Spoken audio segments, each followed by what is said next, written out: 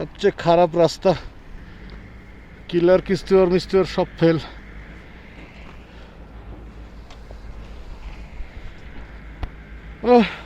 সবাই দোয়া করবেন আমরা যেন সহি সালামতে ফিরতে পারি।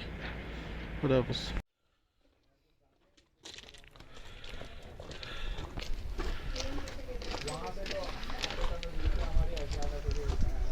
আচ্ছা, যদি কখনো কোনো বাংলাদেশে আসেন তাহলে এই হলো আমার স্টিকার, পাদুম ঝাংস্কার লাগিয়ে দিলাম।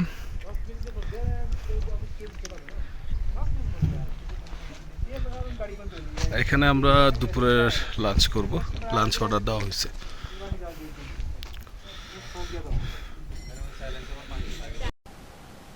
দুর্বিসহ এক যাত্রা শেষ করে অবশেষে প্রায় 5.5 ঘন্টা 6 ঘন্টা অফরোডিংয়ের রাস্তা কমপ্লিট করে অবশেষে আমরা ভালো রাস্তা দেখা পেলাম।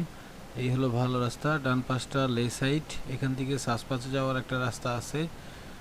আর অবশেষে ভালো রাস্তা দেখে খুব খুশি লাগতেছে। এই হলো চারিদিকের ভিউ, আপনারা দেখতে পাচ্ছেন আকাশ মেঘলা হয়ে আছে, সম্ভবত বৃষ্টি হবে। তো এখনও আমাদেরকে প্রায় 13-14 কিলো পর্যন্ত যেতে হবে, সামনেই পাদুম শহর। ততক্ষণ সবাই সাথে থাকুন। ফাইনালি আমরা পাদুম শহরে এসে পৌঁছাইছি। এখন যে হোমস্টেটা দেখতেছেন, এটা একটা হোমস্টে না, এটা একটা হোটেল। তো এই হোটেলে আমরা আজকে রাত্রে উঠবো বলে ভেবেছি। তো আমার রাইড পার্টনার ও গেছে কথা বলতে, দেখা যাক কি অবস্থা।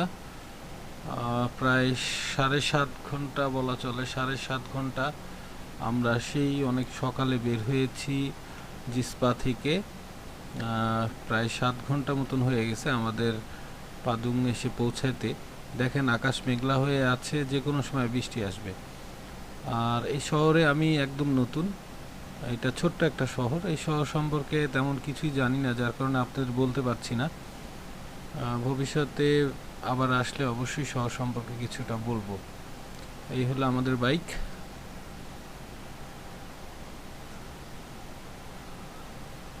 আর বাইকের চাবি দেওয়া ছিল, চাবিটা বন্ধ করলাম। বাইরের দিকে যাচ্ছি, বাইরের দিকে সাইড সিনটা আপনাদের একটু দেখানোর চেষ্টা করতেছি। প্রচণ্ড বাতাস হচ্ছে, বাতাস এত পরিমাণের বাতাস,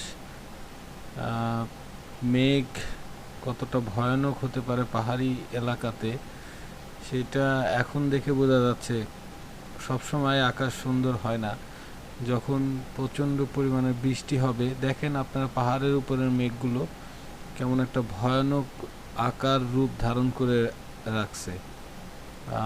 পাহাড়ের উপরে এখনই বরফ এসে গেছে, তো প্রচণ্ড বৃষ্টি হবে। আমরা যতটুকু পারছি ততটুকু দেখানোর চেষ্টা করছি আপনাদেরকে। আর এখানে বৌদ্ধদের, বেশিরভাগ বৌদ্ধদের বিভিন্ন মন্দির এখানেও আছে, স্তূপা বলে আর কি। আমার হাতের বাম পাশে একটা স্তূপা আছে ছোট। এই হলো রাস্তা, সোজা চলে গেছে, বামে চলে গেছে ঝাংস্কার হয়ে লে, আর সোজা হচ্ছে আপনার পাদুম শহরটা।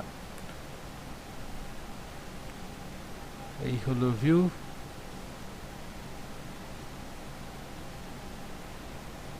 যে হোমস্টেতে আজকে আছি ঝাংস্কার, সেই হোমস্টে রাত্রে ডিনারের জন্য যাচ্ছি। এখানে আমাদের ডিনারের ব্যবস্থা করা হচ্ছে।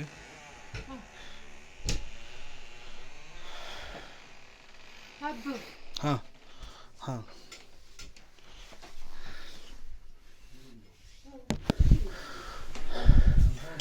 এখানে একসাথে অনেকজন বসে।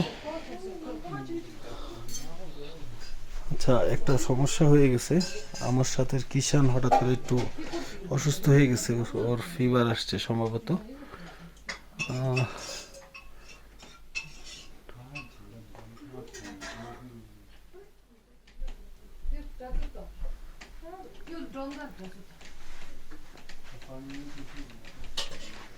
এই অবস্থা। দেখা যাক কি খাবার খেতে পারি। 24 hours later. Much later. The next day.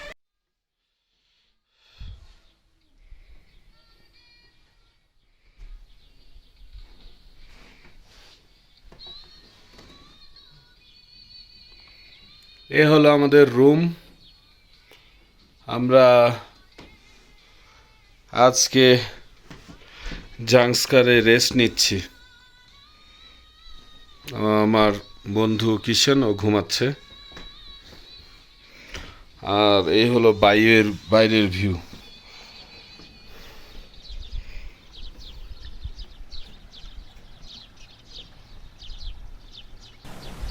কি সুন্দর পাহাড়গুলা দেখা যাচ্ছে। তো যাই হোক, শুভ সকাল সবাইকে। আর আমার পার্টনার যেহেতু একটু অসুস্থ, ও রেস্ট নিক, আমি আপনাদের একটু সাইট সিন করে নিয়ে আসি। শুনেছি পাশেই এখানে একটা লেক আছে, লেকটার নাম সম্ভবত মানি লেক। তো আপনাদেরকে লেকের কিছু ভিউ সাইট সিন করায় নিয়ে আসি। আজকে আমরা আপাতত, আগামীকাল আমরা লের উদ্দেশ্যে রওনা হব। এই কারণে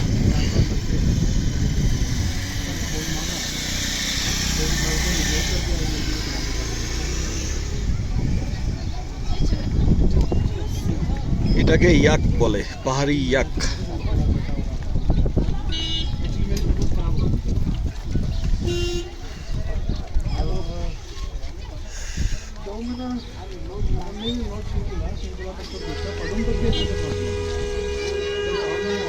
फिर उसके बाद ना बारिश आ गई तो मैं हल्का सा बर्फ भीग गया और बहुत ज़्यादा गैसेस था।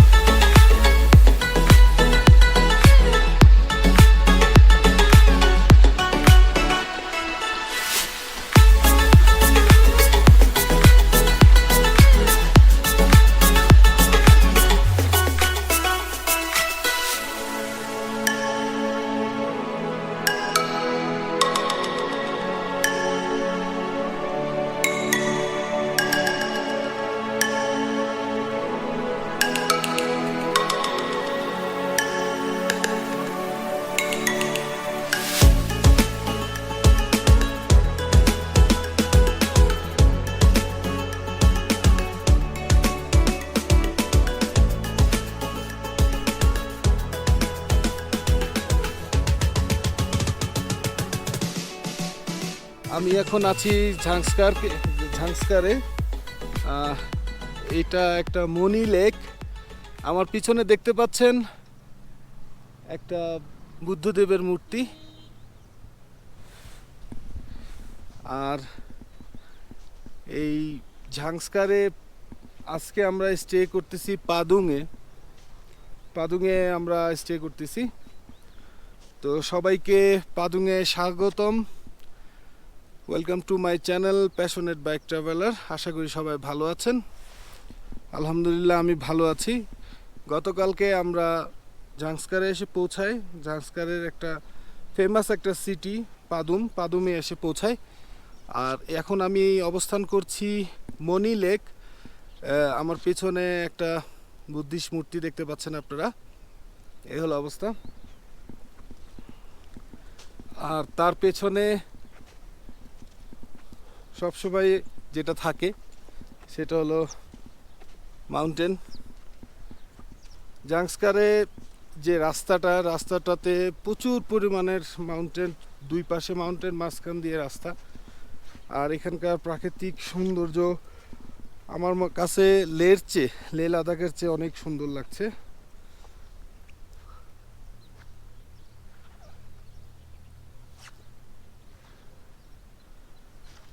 তো আজকে আমাদের যাওয়ার কথা ছিল লের উদ্দেশ্যে, কারণ আজকে 15ই আগস্ট, আজকে ভারতের স্বাধীনতা দিবস।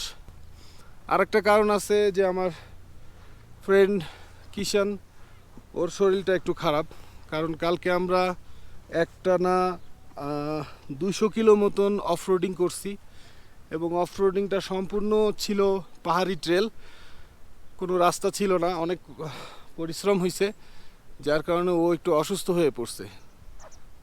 তো এই হলো অবস্থা।